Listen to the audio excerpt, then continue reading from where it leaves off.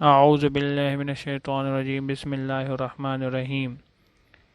ایمان و افروز واقعہ اصحاب فیل اور ابابیل کا ایمان و افروز بیان مولانا عباد اللہ صاحب کی بہترین کارگزاری میں سے ایک کارگزاری۔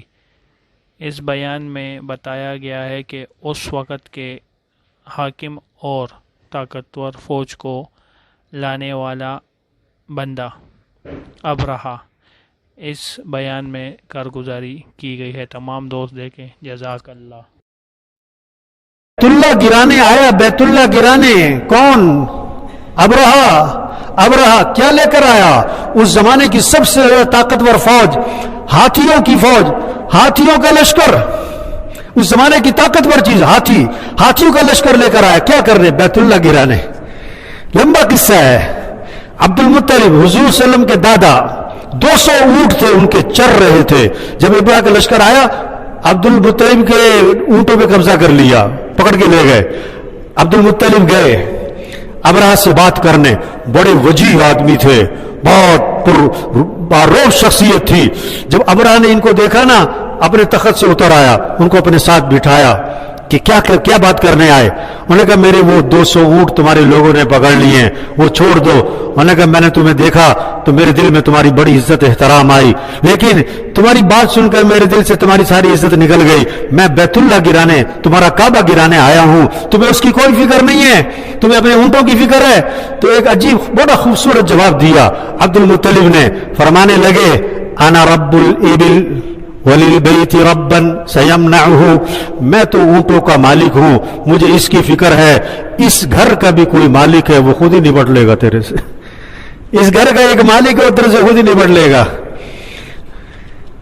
تو اپنے اونٹ لیے اور چلتے بنے، اور مکے جا کر سب سے کہا دیکھو ابراہ آ گیا ہے، ہاتھیوں کا لشکر لے کے سب نکل جاؤ، اللہ کا عذاب آئے گا، اللہ نپٹے گا اس سے، سب نکل جاؤ۔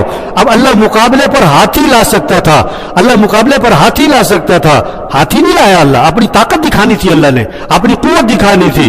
اللہ مقابلے پر ہاتھی سے بڑی مخلوق لا سکتا تھا، لیکن اللہ کیا لے کر آیا؟ ابابیل، پرندے، چھوٹے چھوٹے پرندے، اور ان کی چونچ میں اور پنجوں میں چھوٹے چھوٹے کنکر دیے جو دور سے نظر بھی نہ آئے، اور وہ کنکر اوپر سے چھوڑتے تھے، وہ ہاتھی سوار کے سر پر پڑتے تھے، اور اس کو اندر سے چیرتے ہوئے ہاتھی میں داخل ہو کر ہاتھی کو چیر کر زمین میں گھس جاتے تھے۔ اور اللہ قرآن میں نقشہ کھینچ رہے ہیں، أَلَمْ تَرَ كَيْفَ فَعَلَ رَبُّكَ بِأَصْحَابِ الْفِيلِ، کیا تو دیکھتا نہیں ہے کہ ہاتھی والوں کے ساتھ تیرے رب نے کیا کیا ہے؟ تو دیکھتا نہیں ہے ہاتھی والوں کے ساتھ تیرے رب نے کیا کیا؟ فَجَعَلَهُمْ كَعَصْفٍ مَأْكُولٍ، ایسا بنا دیا جیسے بھوسا کھایا ہوا۔ اور بھوسا ویسے ہی ریزہ ہوتا ہے، اور جب جانور اس کو چبا لے اس کی کیا رہ جاتی ہے حیثیت؟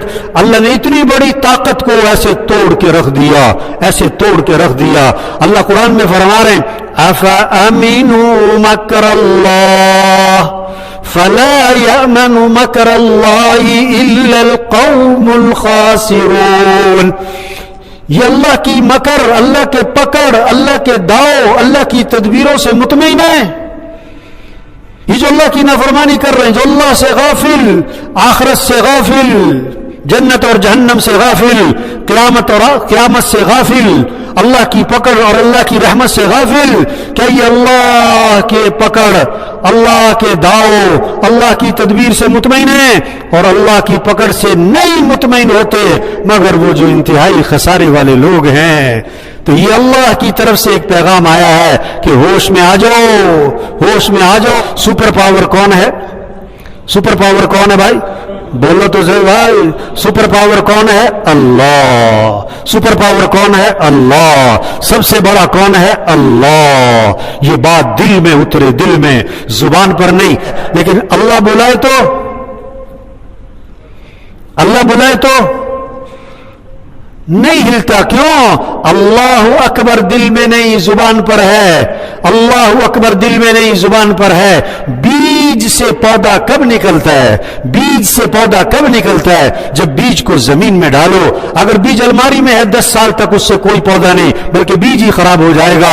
अल्लाह अकबर दिल में आए तो जिंदगी बदल जाती है, अल्लाह अकबर जुबान पे हो तो जिंदगी नहीं बदलती।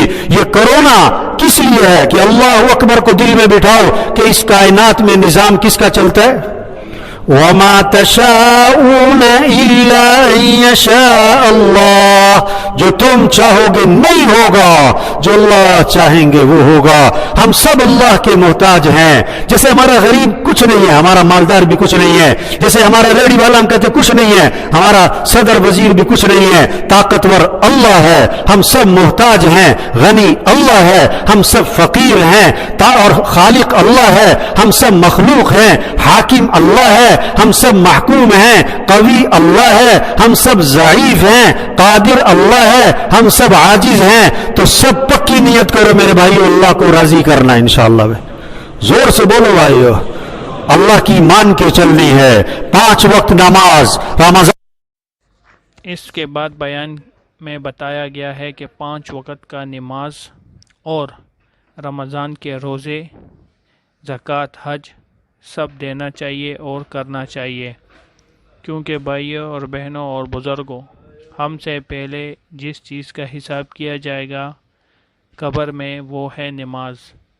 तो हमें चाहिए कि हम अपनी नमाज को बेहतर से बेहतरीन बनाएं और हर वक्त मतलब नमाज पढ़ें, और 5 वक्त की जो नमाज है हम इसको बाजुमात इमाम के साथ पढ़ें तो बहुत ही सवाब है, क्योंकि कब्र में पहले इसी चीज़ की बारे में पूछा जाएगा। बाकी दुनिया फ़ानी है, इस दुनिया में कोई रहने वाला नहीं, मरना तो हक है, हर एक को मरना पड़ेगा। तो अल्लाह के अहकामात को बरोएकार रख कर हम इस पर ज़िंदगी गुजारनी चाहिए।